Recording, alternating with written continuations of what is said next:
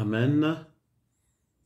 Miarabantsika rehetra amin'ny anaran'i Jesosy Kristy Tompo ry havana dia tononona aminao mandrakariva ny fiadanana sy ny fahasoavana avy amin'Andriamanitra iray Jesosy Kristy ary ny fanahy masina.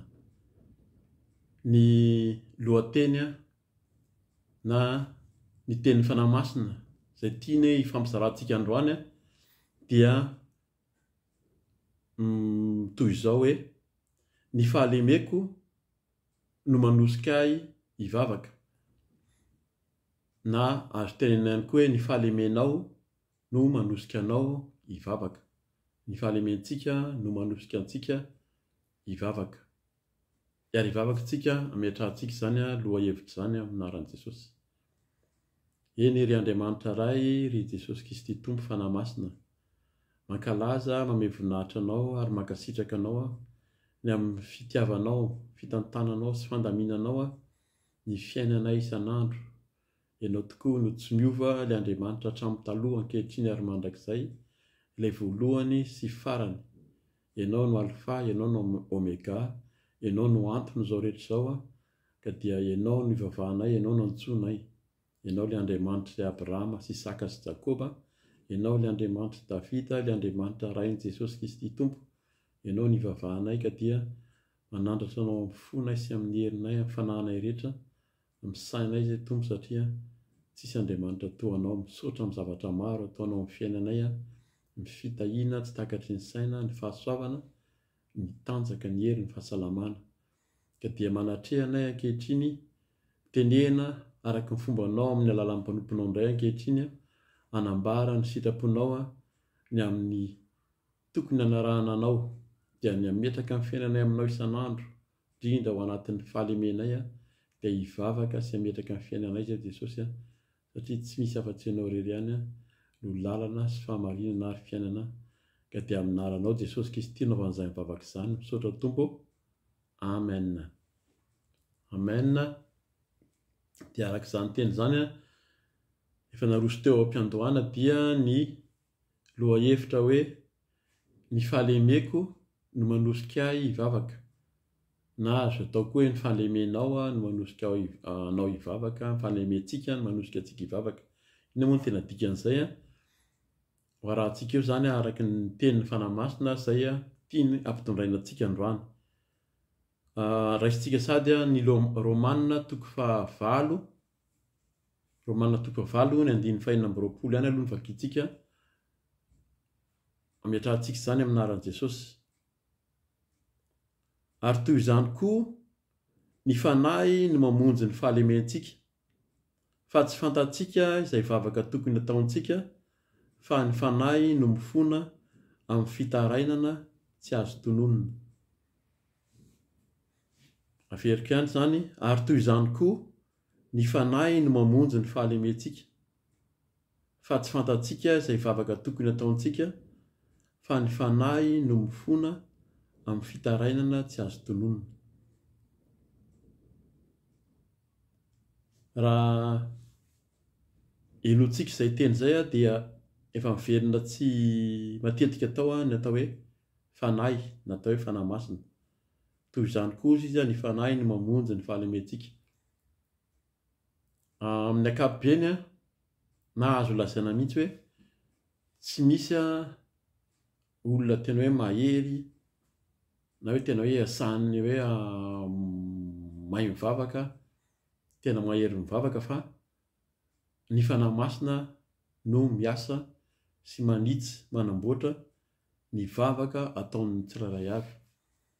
Izany hoe mety ho diso ihany izany tsika tsirairay avy raha miteny hoe misy olona amin'ny teny frantsay izay hoe, amin'ny teny frantsay hoe un grand homme de Dieu, une grande femme de Dieu, hoe tena olona iasan'ny fanan'Andriamanitra, olom-bavaka iny, olona lehibe iny eo amin'Andriamanitra. Tsy misy izay raha ny tena marina, fa ny tena ivony na ny tena fototry ny fiainantsika kristianina dia Jesosy Kristy aloha. Izy no tena mivavaka ho antsika. Vazavaintsika rehefa avy eo izany hoe Jesosy Kristy efa niteny fa izy no mivavaka ho antsika any an-danitra ary ny fanahy masina no mifona ho antsika etỳ an-tany. Ho antsika kristianina zany a, na ho antsika olo-masina indrindra. Eto moa zany azo tenina izy ilay olo-masina, izy natao hoe kristianina. Kristianina be da be ny afaka manonona ny tenany hoe kristianina. Fa ny olo-masina ohatra ny amin'ny asan'ny apôstôly ihany. Asan'ny apôstôly, tsara angamba ny vakiantsika vetivety a. Ny asan'ny apôstôly 7 a.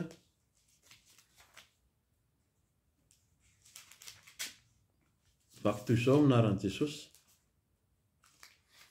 Ny asan'ny apôstôly 7 a dia raisintsika ny 9:17. 17 vakiana aminaran'i Jesosy hoe: ary Ananiasy namaly hoe, Tompoko, efa reko tamin'ny maro ny haben'ny ratsy nataon'izany lehilahy izany tamin'ny olo-masina tany Jerosalema. Eto a, ny olo-masina izay tenen'i Ananiasy a, izay fantatsika zany ny tantara amin'io a, dia i Paoly a, na i Saoly tamin'izany a, no naka taratasy hanenjehana ny kristianina izay nanara-dian'i Jesosy Kristy. Fa tenenina izy eto hoe tena hoe olo-masina. Inona moa zany lazaina hoe olo-masina? Satria olona tena hoe manao ny sitrapon'Andriamanitra, manatanteraka ny sitrapon'Andriamanitra. Zay a no ambarantsika foana sy ifampahirizantsika ny amin'ny hoe miaina ao anatin'ny fahamasinana sy mandeha araky ny fahamarinan'Andriamanitra. Amin'ny Romana 9:9 eto izy dia averiny tsara mihitsy. Ary toy izany koa izy ny fanahy no mamonjy ny fahalementsika.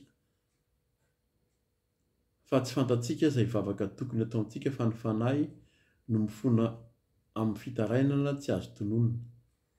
Raha vakiana tohizana kely eo ambany eo ahafantarantsika izay olo-masina izay a, dia tsara vakiana satria manambara izany ny 9:7 aminaran'i Jesosy hoe: ary izay mandinika ny fo no mahalala izay hevitry ny fanahy, satria araka an'Andriamanitra ny fonany ho an'ny olona masina. Eo koa zany a dia voateny koa zany hoe olo-masina zany a, arak'izay efa nitenentsika teo.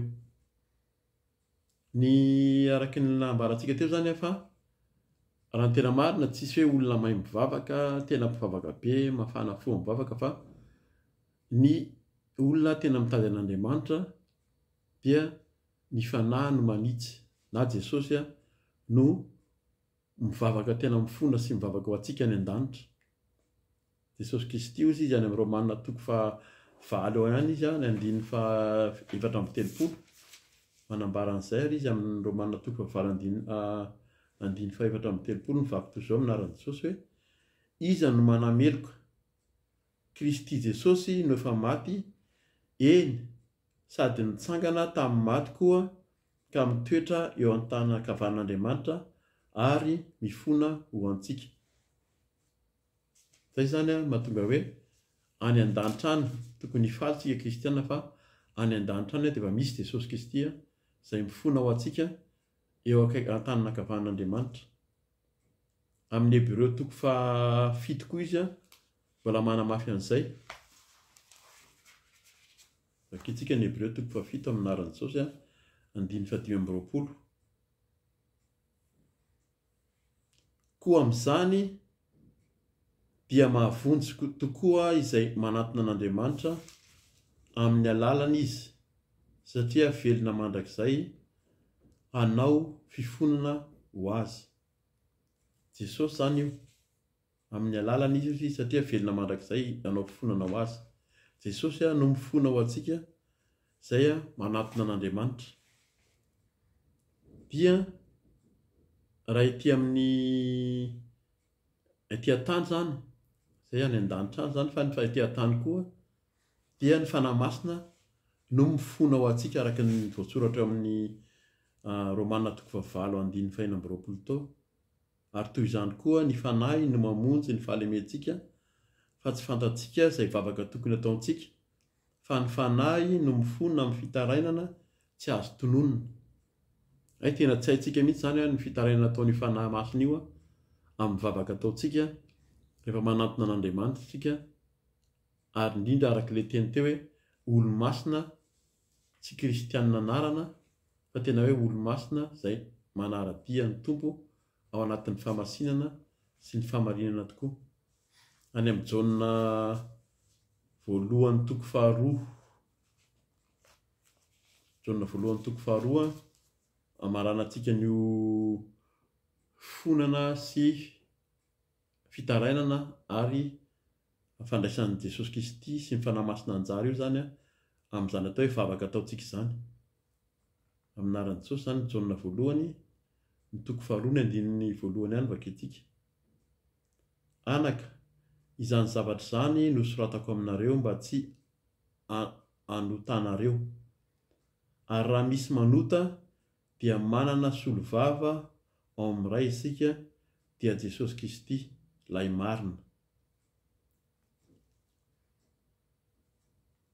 Izay no ananantsika fanantenana sy tsy tokony izany ho antsika kristianina, ho antsika olona mandeha raha tena mandeha amin'ny famasinana sy ny famarinan'Andriamanitsika dia tsy tokony atahotra na tsy tokony sanatria hoe hitsiriritra hoe iry misy olona tena olomben'Andriamanitra na olona akaikin'Andriamanitra. Zay zany no tsy tokony ho raha ny tena ho antsika kristianina, tsy tokony hoe tena hoe hiatehatra na amme lanjany be mihitsy amin'izany atao hoe olona zany hoe mpitantana fiangonana, ray aman-dren'ny mpiangonana, ray aman-dren'ny mpitandrina, mpitantana hoe mamara zao, dada zao. Misy olona tena reny mihitsy no heveriny fa hoe mitondra ny vavaka sy mitondra ny fitarainana eo anatrehan'Andriamanitra. Tsisy afa-tsy Jesosy Kristy. Jesosy Kristy ny mpanalalana ary Jesosy Kristy ihany no mitondra ny vavaka antsika. Ary tsika raha mivavaka dia ny fanahy masina no tena manonona ny vavaka eo anatrehan'Andriamanitra, fa ny ataontsika dia ny mandeha amin'ny famasinana sy mitady an'Andriamanitra amin'ny fahamarinana. Dia ho raisintsika ho fanampanazavana amin'izany tenin'Andriamanitra izany ho vakiantsika ny Lioka toko faha 1:10. Ny Lioka toko faha 1:10 ny andiny voalohany no vakiantsika amin'ny anaran'i Jesosy. Azafady marika Lioka. Lioka 1:10 ny manomboka amin'ny andiny voalohany dia ho faranantsika any amin'ny andiny 13:10 eo fa ho raisintsika tsikelikely amin'ny anaran'i Jesosy ny andiny Lioka toko faha 1:10. Ary Jesosy nivavaka tao amin'ny fitoerana iray ka rehefa nitsahatra izy dia hoy ny mpianany anankiray taminy, tompoko mampianara anay hivavaka tahaka ny nampianaran'i Jaona ny mpianany. Raha hitantsika eto izany dia Jesosy nivavaka hoy izy tamin'ny fitoerana iray ka rehefa nitsahatra izy dia hoy ny mpianany anankiray taminy. Izany hoe nisy mpianatra maromaro izay efa niaraka tamin'i Jesosy, efa nividiany niaraka taminy teo foana, dia mahita an'i Jesosy mivavaka eo foana isaky ny miaraka eo ry zareo. Mety efa nanontany ihany angambany zareo hoe ahoana moa izany mivavaka Jesosy ity izany. Fantatsika tsara fa Jesosy alohan'ny miasa na rehefa vita ny zavatra ataony dia miakatra ao tendrombohitra izy na mandeha amin'ny saha anankiray na amin'ny toerana mangina dia mivavaka rery amin'Andriamanitra hoe Jesosy Kristy zanak'Andriamanitra, nefa dia mivavaka mihazakazaka mandeha miresaka amin'Andriamanitra. Mivavaka io manko resaka amin'Andriamanitra ihany koa io zany fa misy fampianarana betsaka ny amin'izany. Fa eto dia mahagaga hoe nivavaka tamin'ny fitoerana iray, izany hoe anankiray ihany koa zany rehefa mivavaka amin'Andriamanitra, nivavaka Jesosy dia henon'ny mpianatra koa. Ankoatran'ity teny anankiray ity dia misy tantara anankiray manambara fa Jesosy rehefa mivavaka tao Getsemane dia henon'ny mpianatra nivavaka nataony. Raha eo, aoka tsy ny sitrapoko nataoko fa ny sitraponao raha sitraponao raha mety ozy izy esory amiko ity kapoaka ity eniny mpianatra zany ny mpianatra ary tsy nijanona teo kaikiny teo fa lasomary lavidavitra fa eniny mpianatra fa Jesosy Kristy dia tena mivavaka amin'ny teny mafy zany zany a tsy tokony hisalasalantsika koa fa ny vavaka hitarainantsika no atrin'Andriamanitra rehefa tena mitady an'Andriamanitra tsy mijery an'izaniza fa tena miteny dia tena miresaka amin'Andriamanitra ary io dia resaka io ny resaka matetika tsy soratana fa tena resaka tena torapo rehefa miresaka amin'Andriamanitra isan'andro isan'andro ianao miresaka amin'ny rainao zay rainao mifankazatra aminao isan'andro ataoko ngao fa tsy hanoratra foana ianao dia maka ny resaka tianao ataonao amin'ny rainao foana eo etantsika io fanazavany an'izany hoe ray hoe iza moa zany ray zany hoe raha ray takantsika ray ety an-tany ary malala manao zavatra tahaka izao amin'ny zanaka maika fa izy any an-danitra ray any an-danitra fa isika zany rehefa miresaka amin'Andriamanitra izay mifankazatra rehefa mifankazatra amin'ny tsitotsika mifankazatra amin'ny ray dia tsy tena hoe tsy maintsy hanoratra foana mety amin'ny voalohany ianao na amin'ny fotoana tsinandray mety afaka manoratra ny vavaka na ny resaka tianao atao amin'Andriamanitra fa ny tena olona tena hoe mifandray amin'Andriamanitra izay miresaka amin'ny isan'andro amin'ny vavaka dia tena miresaka antorapo izay ao am-ponao no avoakanao amin'Andriamanitra fa tsy mila amboarina na ahitsy amin'ny soratra ka zay zany ilay vavaka izay resahana mahitsy amin'Andriamanitra eto Jesosy Kristy eniny mpianatra mivavaka tamin'ny fitoerana anankiray dia rehefa nitsahatra izy dia ozy ny mpianatra anankiray hoe tompoko mampianara anay hivavaka ny anankiray zany sady nangataka izy hampianatra hivavaka satria fantany fa ilay vavaka atao zany hoe ahoana ary zany fomba fanaon'i Jesosy rehefa mivavaka izany tsy taka ny fanaon'ny ireo mpianatra ireo tsy hoe olona tsy nahafantatry ninona mihitsy tamin'ny vavaka nataon'ny mpisorona teo aloha mpisorona manko rehefa mivavaka dia araka ny teny hoe aza mivavaka eny amoron-dalana na miteny mafy mba ho hitan'ny olona izy any amin'ny matitoko fahenana zany no hitantsika fa efa azo ny valim-pitihany misy ihany koa miteny mafy sy atao hoe atao vavaka amin'ny fitsaram-belatsia fa vavaka eniny mpianatra teto dia hitany mihitsy fa tsy mitovy amin'ilay nataon'ilay olona hatramin'izay ary na vavaka nataony ary dia ozy tsy mitovy amin'ilay vavaka nataony nampianarin'ny Jaona ity amin'ny mpianany Jaona izay ny alohan'i Jesosy Kristy nanao vavaka koa na ny mpianany fa hafa ny vavaka nataony fa Jesosy izay nanao vavaka izay tsy fanaony rehetrarehetra hatramin'izay no nangatahan'ny mpianatra hoe mba ahoana moa zany no atao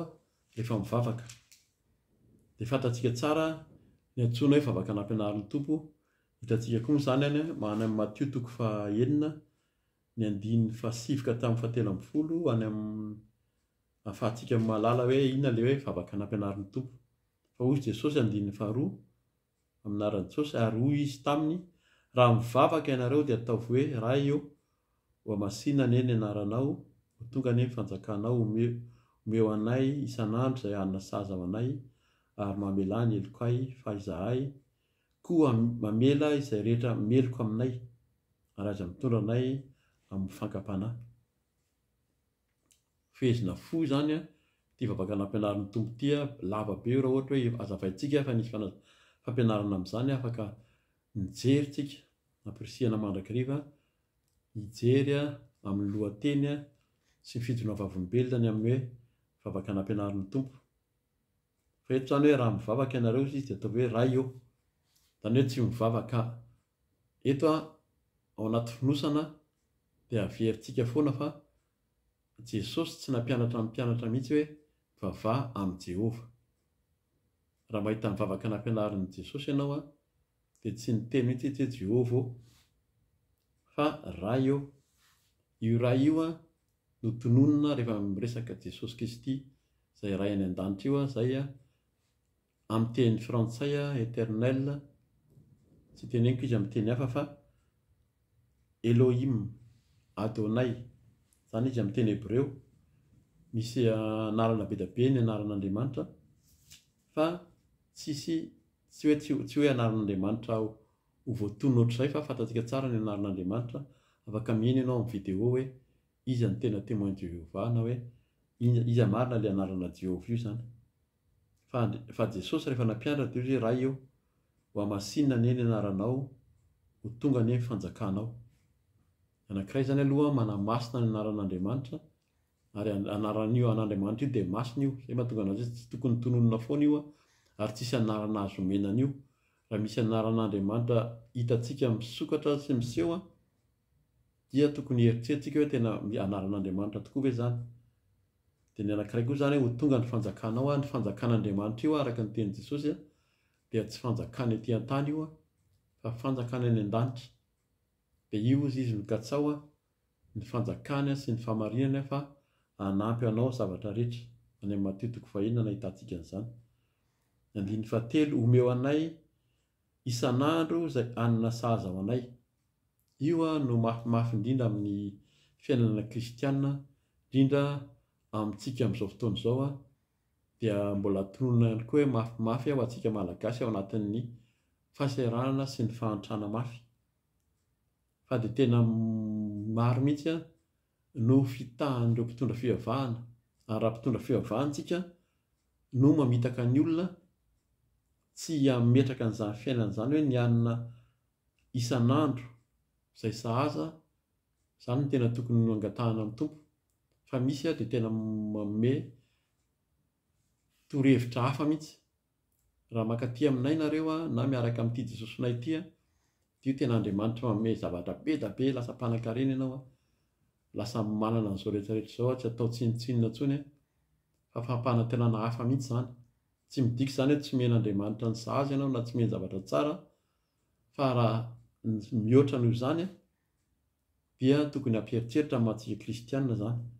Fa Jesosy Kristy rehefa nampianatra dia hoe ny hanina sahaza isan'andro. Meny ny sahaza ianao ary mihoatra isan'andro nomeny anao fa raha toriana aminao ny amin'ny fahasoavana tafahoatra ny fitahiana évangile de prospérité amin'ny teny frantsay dia tokony heritrerintsika hoe misy an'Andriamanitra tokoa ve ity.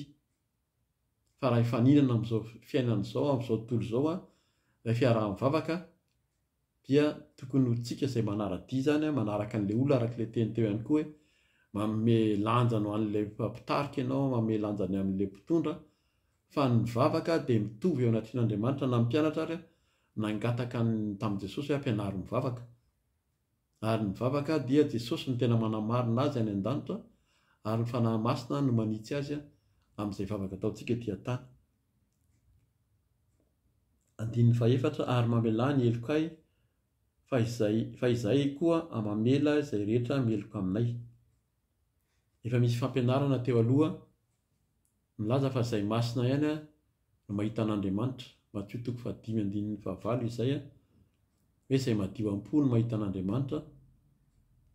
Dia tahaka izany ihany koa mila mamela heloko sarotra io no mahatonga ny fifandirana sy tsy fampandrosoana ihany koa miainga hatrao amin'ny ankohonana, miainga hatrao amin'ny fianakaviana dia hatrany amin'ny firenena, ny fiarahamonina, ny fifamelan-keloka mba hisian'ny fampandrosoana. Io zany tena zava-dehibe ho antsika kristianina ihany koa izay manara-dia ny tompo. Hoe tena manara-dia vonona handeha amin'ny fahamasina sy famarinana ny mamela ny heloko izay mieloko tamintsika. Dika izany fa nisy olona manao heloko tamintsika fa mila avela ny heloko ireny olona ireny. Eo izany manaraka eto hoe ary aza mitondra anay ho amin'ny fankapanahy. Izay vao mametraka ny tenantsika mba ho arovan'ny tompo amin'ny fankapanahy izay miseho amin'izao fiainana izao. Zavady isotro rano kely.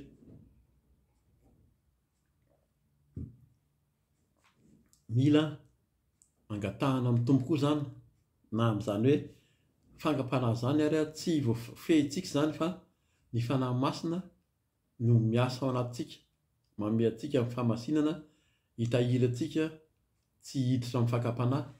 Ary ny fahamarinana indrindra koa no tsy hidirantsika amin'ny fankapanahy. Ina moa ilay fahamarinana? Rehefa lazaina amintsika fa izao zavatra izao dia tsy araka ny sitrapon'Andriamanitra, ny fanompoan-tsampy, ny fijangajangana, ny langy, ny fahavetavetana, ny ny kolokolo, ny zavatra maro izay tsy fahamarinana nefa asehon'Andriamanitra hoe ity zavatra ratsy nefa mbola ataontsika tanterahantsika, dia gagitsika avy eo hoe fa maninona no tafiditra amin'izao fakapanahy izao. Fa antsika ihany koa izany no mangataka an'izay amin'ny fanahy masina, mangataka amin'izay amin'ny Tompo mba hiala amin'izany fakapanahy izany, hitandremany antsika tsy handeha amin'ny fakapanahy. Ny hitandremany antsika tsy handeha amin'ny fakapanahy dia ny fanatanterantsika ny didiny sy mitandrina izany. Dia hovakiako ny 15 aminaran'i Jesosy ary hoy Jesosy taminy: iza moa aminareo no manana sakaiza izay mankeo aminy mamantonalina ka hanao aminy hoe ry sakaiza, ampisambory mofo 3 aho, fa ny sakaizako nandeha tamin'ny aleny dia tonga atsy amiko ka tsy misy izay afahako azy. Ary ilay ao an-trano kosa hamaly ka hanao hoe aza manahirana ahy fa efa mihidy ny varavarana izao, ary ny zanako mandry eto am-pandriana eto amiko, tsy afaka hifoha hanome anao aho. Hoy izao aminareo, na dia tsy hiainga hanome azy noho ny fisakazana azy izy, dia hifoha ihany izy noho ny fitarainany fatratra ka hanome azy izay ilainy. Mbola azo hazavaina toriteny lavabe izany, fampianarana lavabe raha ho hazavaina io fanazavana io, fa amezantsika azy dia ery amin'ny farany ery hoe raha misy olona mitaraina fatratra ozy dia hanome azy izay ilaina, na dia mahalaina ary ilay olona izay hitarainana. Midika izany fa ny fitarainana antsika eo anatrehan'Andriamanitra, na dia ao anatin'ny fahalemena ary, ao anatin'ny fahalemena ity olona ity no nitaraina. Raha olona matanjaka, raha olona manana ny tanjaka sy ny hery, tsy mila mivavaka izany izy fa tonga dia manao izay zavatra tiany atao izy izany. Fa ny fahalemena, mahatsiaro tena ao anatin'ny fahalemena, raha mahavita zavatra ngezabe izany ireny mpanompon'Andriamanitra ireny, dia ny fanetretena sy ny fahalemena izay manao ny asan'Andriamanitra no isehon'ny voninahitr'Andriamanitra amin'ny fiainany. Itsika hozy izy mihety fa Andriamanitra Jesosy Kristy no hitombo, no hisandratra. Ka izay ho antsika tsiraray avy, raha tena mitaraina amin'ny tompontsika ao anatin'ny fahalementsika fa tsy manana n'inona ho atolotra. Raha misy olona hivavahantsika izany, raha misy olona mitaraina hoe eto am-bavaka, na dia heverina hoe rehefa mivavaka ary ahako dia mamaly vavaka, miheno vavaka Andriamanitra, dia inona ilay fitarainana eto? Noho ny fahalemeko, noho ny tsy fananako no hitarainako amin'Andriamanitra. Fa rehefa mitaraina amin'Andriamanitra ahako noho ny tsy fananako, noho ny fahalemeko, dia hanome azy hozy izy izay ilainy.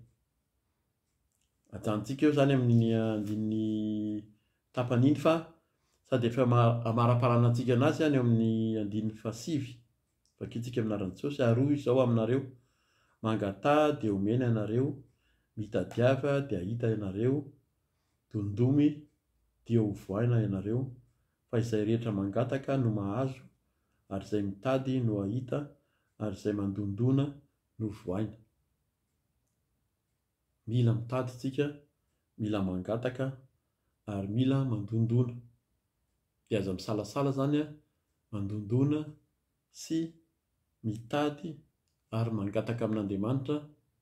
Inona moa izany ilay angatantsika io voalohany indrindra koa? Vakitsika rehefa avy eo izy io fa vavaka raha misy fitaraina ataontsika, ny aretina, ny tsy fahasalamana, ny fahoriana, ny fahantrana, dia aza misalasala ary amin'ny zavatra atao rehetrarehetra tsy tokony hatahotra izany tsika amin'ny atrehan'ny olona, fa ain'Andriamanitra no efa miaro antsika sady amin'ny fitarainana izay ataontsika. 1:1 aminaran'i Jesosy: fa iza moa aminareo izay ray, raha angatahany zanany mofo no hanome azy vato, raha angatahany hazan-drano no hanome azy menarana ho solon'ny hazan-drano, ary raha angatahany atody no hanome azy maingoka. Koa raha ianareo na dia ratsy aza mahalala hanome zava-tsoa ho an'ny zanakareo, tsy maika va ny ray izay any an-danitra no hanome ny fanahy masina ho an'izay mangataka aminy. Izay ka zany tena men'Andriamanitra antsika. Ny zavatsoa, anome zavatsoa any zanakareo izy. Raha ray ary tsika, raha ety amin'izao tontolo izao araka ilay teny tery am-boalohany. Raha ray manana hevitra tsara mba te hanome zavatra tsara ho an'ny zanaka, ho an'ny fianakaviana, tonga ny voalohany taona, tonga ny faran'ny taona, dia te hizara, te hanome fanomezana ho an'ny ankonana, ny ray aman-dreny, te hanome zavatra tsara ho an'ny zanany, te hampime sakafo.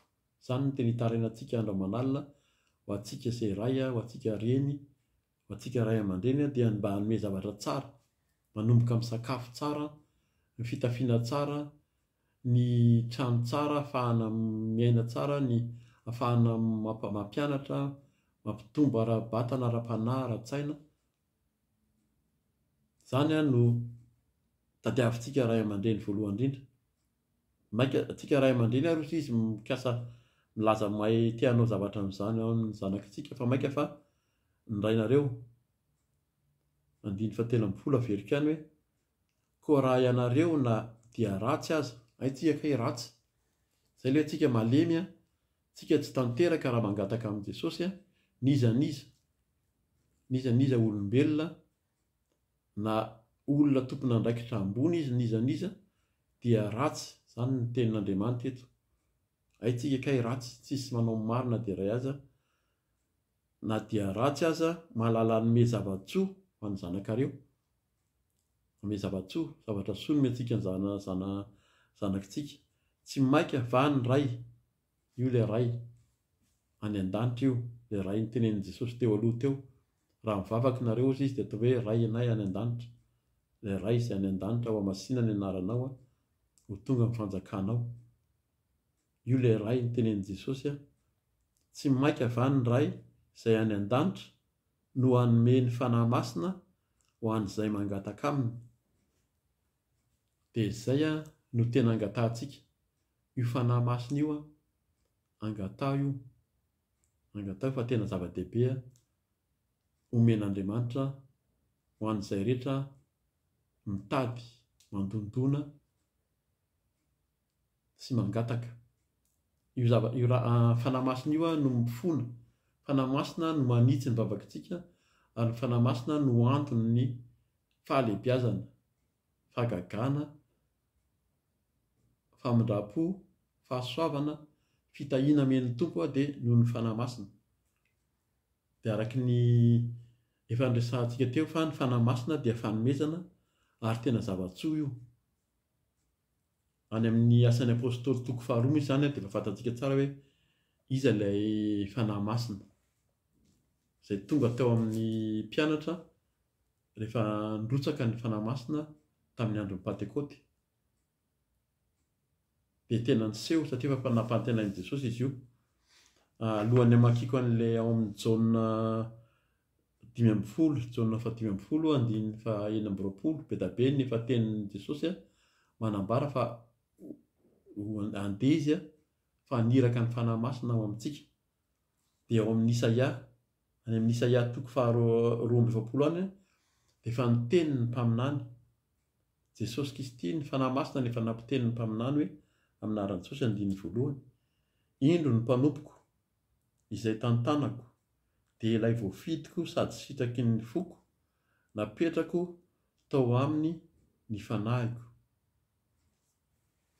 Mahagaga fa tamin'izany Isaia dia efa niteny ny amin'i Jesosy.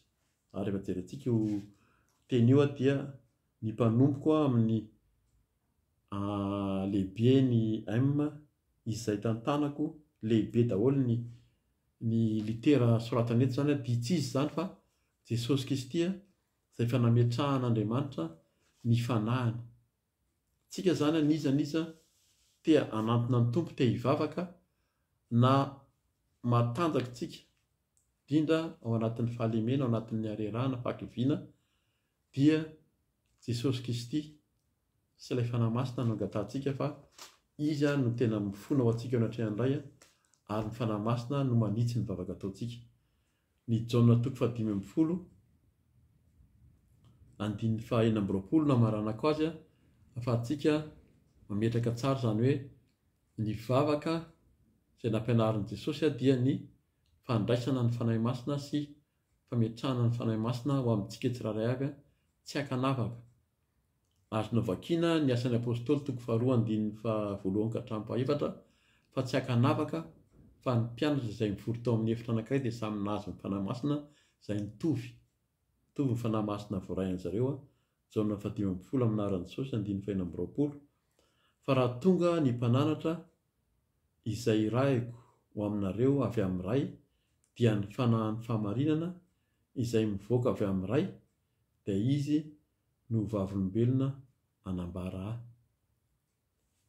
Ilay fanahin'ny fahamarinana io izay mivoaka avy amin'ny ray ozy izy, Andriamanitra ihany ilay ray ihany. Araka ny teny teo Jesosy rehefa miteny dia ray foana ny teneniny. Ilay fanahy masina, fanahin'ny fahamarinana, fanahin'ny fahamasinana izay avy amin'Andriamanitra dia io no mitarika antsika, manitsy ny vavaka antsika, ary izy no vavolombelona anambara sady manambara an' Jesosy izy zany no ahafahantsika manambara koa ny vavaka ataontsika eo anatrehan'Andriamanitra. Dia mampahely antsika mandrakariva hitady, hangataka ary handondona mba hahazoantsika io fanahy masina io, fa zany no hatanterahan'ny vavaka sy ny hamalian'Andriamanitra ny vavaka ataontsika ao anatin'ny fahalementsika sy ny tsy fahatanterahantsika rehetra. Ka dia manekehan'ny Tompo, manekehan'i Jesosy ho Tompo sy mpamonjy ianao, manisy teny eo anatrehany fa ho azontsika, ho azonao io fanahy masina io amin'ny fanompoana, amin'ny fanarahana an' Jesosy Kristy, indrindra amin'ny fahazotoana mivavaka sy manara-dia azy. Dia voninahitra ho an'Andriamanitra irery ihany. Misaotra indrindra Tompoko, manao velomanao amin'ny anaran'i Jesosy Kristy. Raha mbola tonga eto moa, raha mbola tsy tonga ny Tompo dia hifampizara eto foana tsika amin'ny anaran'i Jesosy. Alleluia. Amen.